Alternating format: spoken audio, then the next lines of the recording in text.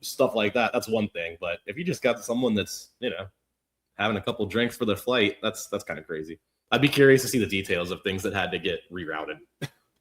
For sure. Yeah. I just really love the idea that one flight was getting diverted for drunkenness. Yeah, that's crazy. That's the average. That's the average. Yeah, right? Some weeks are higher. Mm-hmm. Hey, I'm glad it's the passengers and not the pilots. Monaco Grand Prix weekend is the weekend. Oh. I mean, round 6 of the 2026 season, Sean. Yeah, and it's been fun. It's been, obviously a very Mercedes season. Kimi Antonelli largely dominating. But Monaco is always a nice chance to kind of step back, catch your breath a little bit, enjoy some really aesthetic F1, and maybe we'll get some excitement. We'll see. For sure. So, Circuit de Monaco, 78 laps. How many turns? Got 19 turns. Okay. Yeah. And safety car probability at Monaco is only 29% based on the last 7 races there. So, I mean, you compare that to Montreal's 83%. Monaco is practically sedated.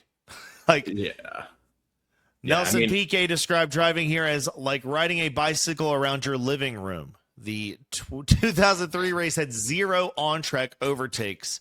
0. Only 34% of the lap is at full throttle. Yeah, I mean, and the famous hairpin at turn 6, cars are taking that at about 45 kilometers an hour, and that's slower than a lot of residential speed limits. You are 1 millimeter offline, and you are in the wall. And yet somehow it produces the most compelling qualifying session of the year. Where you start here is almost always where you finish. The last 3 Monaco races have all been won from pole. Remember that when we get to our best bets. That's right. Yeah, there's a common theme this season, it seems. Monaco has been on the Formula One calendar since the very first season back to 1950. This Sunday is the 72nd championship race here and the 83rd since the Monaco Grand Prix back in 1929.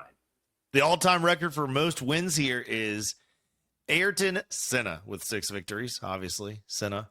5 in a row between 1989 and 1993, all with McLaren. McLaren is also the most successful team at Monaco with 16 wins overall. All right, the lap record. Lewis Hamilton, 1 minute, 12.909 seconds, set back in 2021. And here's the stat that matters for the weekend. Mercedes have won all 5 races in 2026, but they have not won at Monaco since 2019.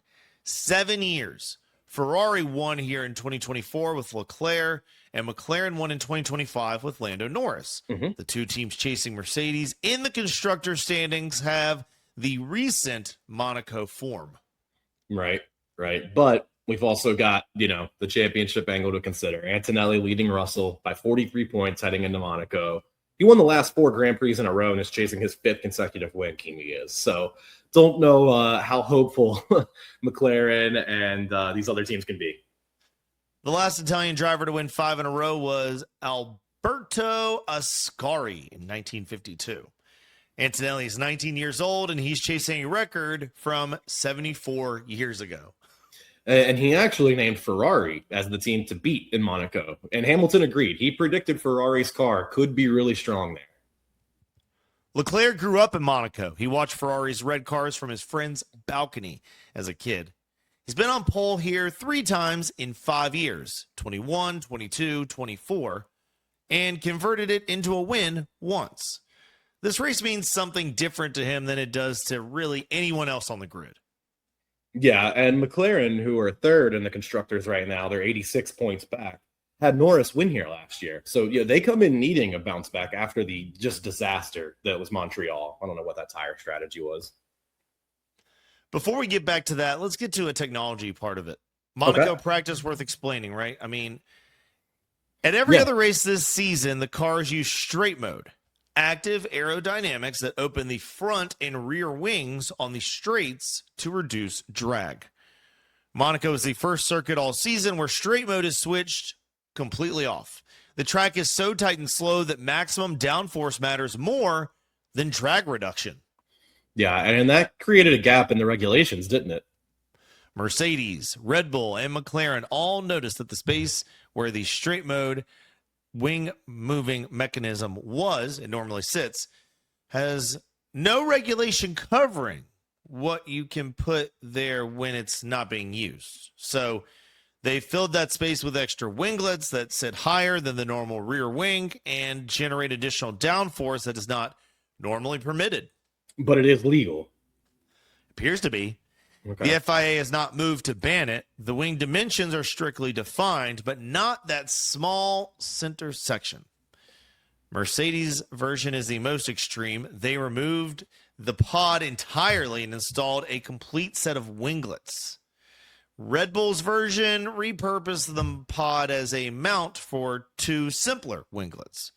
At most tracks, this would cost more drag than it gains in downforce. But at Monaco, the least drag-sensitive circuit on the calendar, it is pure gain. So there's 3 teams walking in with a hardware advantage before a wheel has been turned in qualifying. At Monaco, where fractions of a second in qualifying decide the weekend, that extra downforce could be the difference between row 1 and row 3. Yeah. Oh. Well, I can't wait to watch it. I can't wait to watch Monaco and see the scenes. Yeah, no, it's going to be fun, just aesthetic, like I keep saying. And hopefully we do get some drama. That would be really cool. There's also going to be some celebrating going on for your boys. Yeah, that's right. In the papaya. Yeah. So it is McLaren's 1,000th Grand Prix. The Monaco race is McLaren's 1,000th Formula One Grand Prix, only the second team in history to reach that number. Ferrari is the only one that has otherwise gotten there. They did it back in 2020.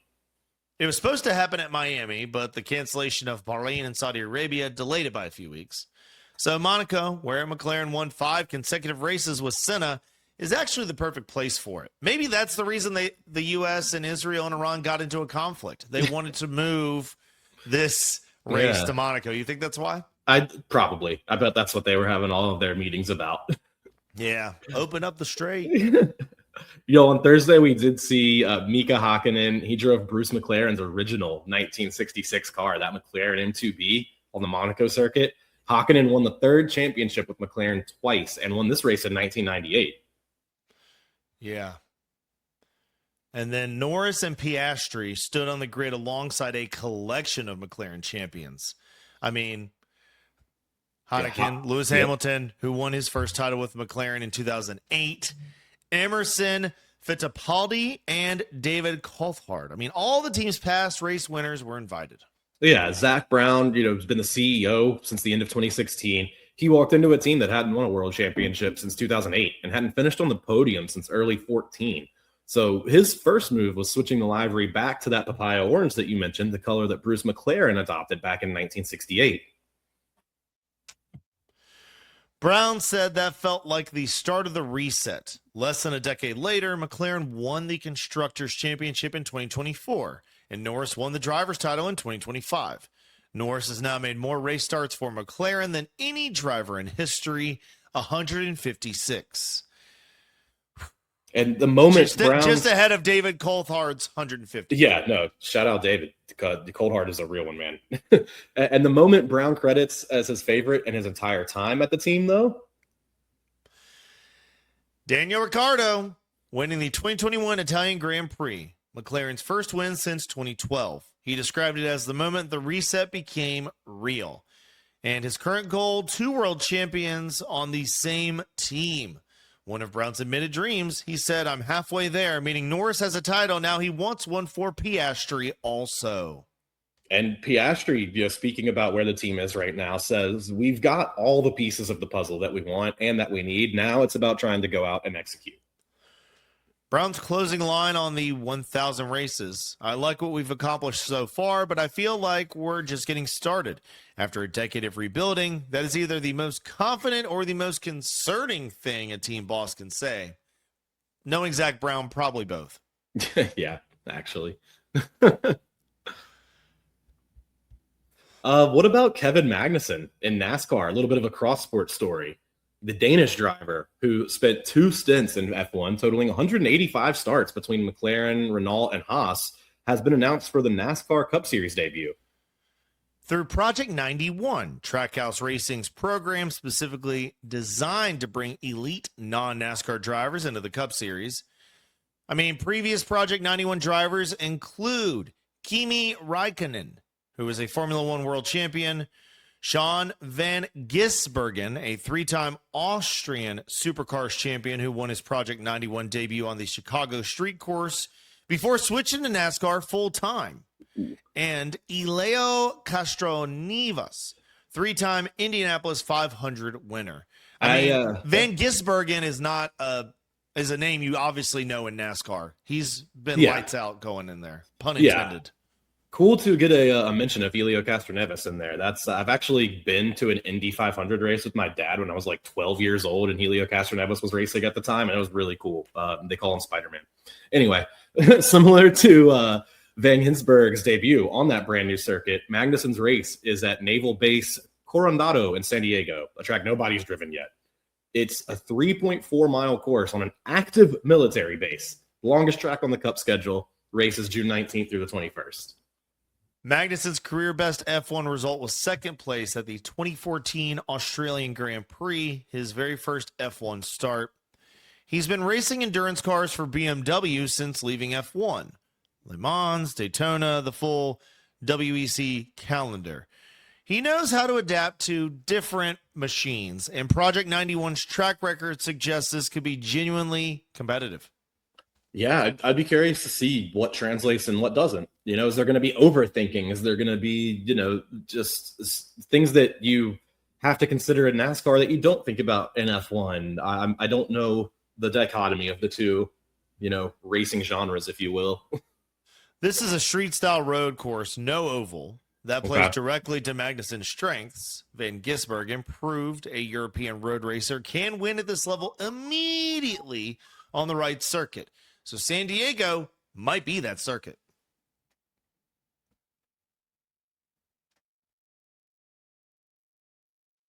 All right, going on to Las Vegas. They just got extended through 2037. They have been officially extended by the FIA. It's a 10-year deal confirmed between Las Vegas Grand Prix, Clark County, and the LVCVA, the Las Vegas Convention and Visitors Authority.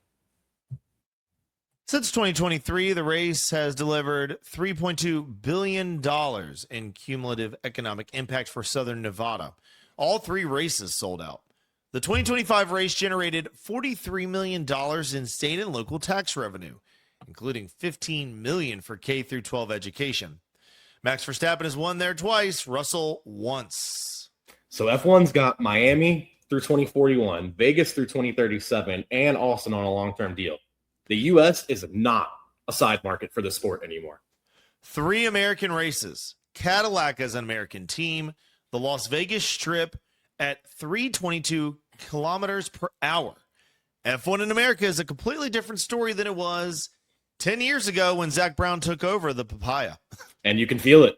I think it's very obvious. If you're even tangentially following this sport, you can just feel it growing and becoming more and more of a thing in the U.S. For sure. Speaking of which, I think we've covered the nuts and bolts. It's time to get to the best bets. All right. But that's what I love watching. Gambling carries risk. Only gamble what you can afford to lose. Help is available. 1-800-GAMBLER or visit ncpgambling.org to learn more. So let's go over some of the best bets that we were able to get before the podcast this week, which is amazing. Bet 1 is a boost only offered on a specific book. It's a British book. They don't pay us. Should I mention it? Probably not. We want money. Okay, then take that, this book. But we use them a lot, and if you follow these F1 bets, you've probably figured out who it is. They have a boost called No Overtaking in Monaco. That's Antonelli to win, Verstappen second, and Hamilton third. It pays out plus 250. So this is our anchor. Natural race script at plus money. All 3 hold starting positions. We tried to make this bet last week with Canada. Kind of a zig when they zag type play. Would you like to talk about how that went? I like this one. This is definitely the dart, in my opinion, just because I do think Antonelli wins. I like Verstappen to remain at second. I just don't know if I trust Ferrari and Hamilton right now. I don't know. That's the part that scares me. So I'm a little hesitant on this one. I love the first two legs. I'm almost more worried after we did our segment on the race about Hamilton possibly getting to second or Verstappen getting to first, vice versa. Yeah. But that takes us to bet number 2. Okay. Which I might let's just go back. For anyone that's been tailing us, we did one of these no overtaking bets for Canada, a zig when they zag type thing. Mm-hmm. It was stupid. It didn't work. Okay, so this time there's a much smaller chance of safety car. There is. Like it makes more sense. Now we're zigging when they zig. We're saying this should happen. Just so you know, that's because why it's history, bet 1. Man. Yeah, that's a 1 unit bet. By the way, okay. Sean, what is a unit for anybody who's not usually here? 10% of the budget you've set aside for betting for the week, which is only that which you can afford to lose. Exactly. Money you've set aside that you said, if this was all stolen right now, I pay all my bills and I will get by just fine.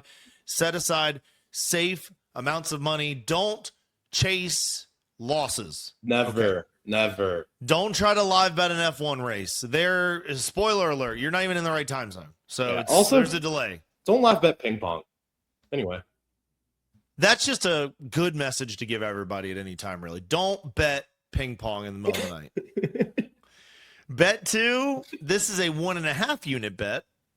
Max Verstappen to win, plus 250. It's the same juice we get, the same vig we get for bet 1. We're getting the plus 250 on both our bets. But for this one, we just need Verstappen to be better than Kimi Antonelli at this racetrack that he's driven more. Yeah. So, this is where I might follow you because I kind of want this. I'm loving the Boy Wonder storyline. It's cool seeing Kimi and the success that Mercedes is getting. You know, I'm a McLaren fan, so I would rather it be them. But for this particular race, for all the kind of the plot lines that are lining up and everything, I think I'd like to see Max win this one and overtake Antonelli and kind of dominate in Monaco. I think that'd be fun. So my emotions might get the better of me on this one to chase you here. Tail you, I should say. Here's a couple of bets that use some of the papaya drivers you could do if you don't like those two. Okay. I'm starting to wonder if you'd want to do all of these bets at once because you're destined to lose bet 2 if you don't get bet 1 and bet 3. Because here's bet 3. Antonelli to win, plus Piastri top 6, which is you're getting minus 110 at this book. Okay. So Piastri holds P7 or inherits from Leclerc damage or someone else because Leclerc hit a wall yesterday.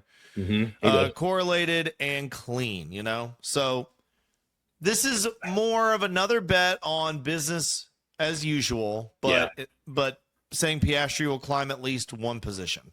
Which, I mean, he's an excellent driver, right? Like, that's totally feasible. He could absolutely go from P7 to the top 6, no problem. It's that you're counting on Antonelli holding that first place the entire race, which in Monaco is very doable. It has happened, like we've been saying, more often than not for the past decade. But I really want to see the drama of a Max overtake and Kimi having to kind of see what it's like not to finish first for, you know, the first time in a couple of months. So I don't know if I'm tailing this one. If you aren't tailing that one, you may not like this one, but you might find your own little hybrid papaya bet if you want it. Okay. Half a unit on Norris top 6 because it pays out plus 100 on its own, and Liam Lawson in the points. So Norris needs 2 retirements. This is assuming that maybe even Piastri is one of the ones that goes out. Okay. He needs 2 retirements or somehow to overtake to gain 2 positions.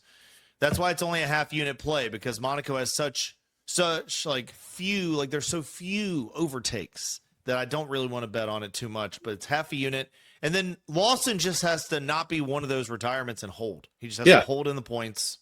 Yeah, which I think wasn't the one bet that hit that in Canada, the Colapinto, where he just really kind of had to survive and do his thing. Yep. Just had to not be one of the ones in the wreckage. So I just wanted to diversify what we had. I hate to be double dipping on Antonelli to win twice, but it's just like he's got P1 and this is Monaco. And you read about the first turn. Yeah. About how it's not easy to just overtake at the very beginning, like a lot of races. So We're hoping Verstappen can come through and win our biggest bet, and then we can maybe clip bet 4. But if not, you're hoping to hit bet 1 and 3, where you get the top 3 set. And then if for some reason Lewis Hamilton or Max Verstappen screws that up for you, you have Antonelli to win, and then you have Piastri top 6. Yeah. So if all of those other things didn't go right, I feel like it's pretty likely Piastri's moved up to 6th. No, I agree. You know? It's like that's a little bit of a hedge, a 1-unit hedge. It is just it is the race on the calendar where you can't bank on chaos. So I don't know. And yet here I am saying I want Max to overtake P1 and win this thing. But it feels like Max has been a little quiet this season. You know, Mercedes has been dominant. I mean, Max is still in the races and he's still claiming positions, you know, climbing and everything. But we haven't really gotten a whole lot of Max aura yet this season. And I think it might be our time here. I've just got a feeling similar to your Jalen Hurts thing for the Super Bowl. I feel like I see Max standing on that podium at number 1.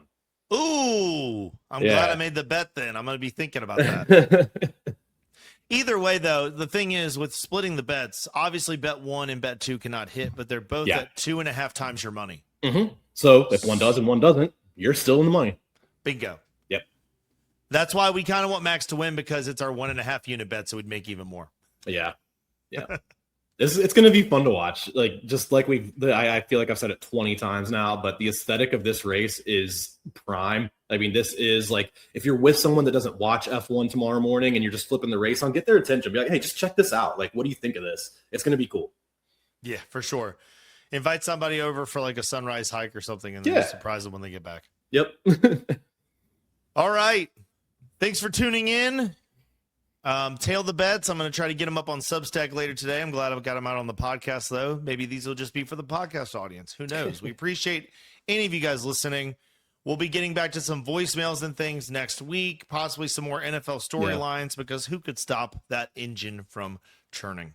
Yeah, we appreciate you guys leaving the voicemails for us. We're definitely going to get more involved with those. Definitely want to remind you to leave us on, because our canine friends absolutely love us. Yo, this podcast is so fire. Even my dog watches it. Like, that's a real review, guys. Like, you gotta leave us on for your dogs, at least. So please do. We'll talk to you next week. Peace out.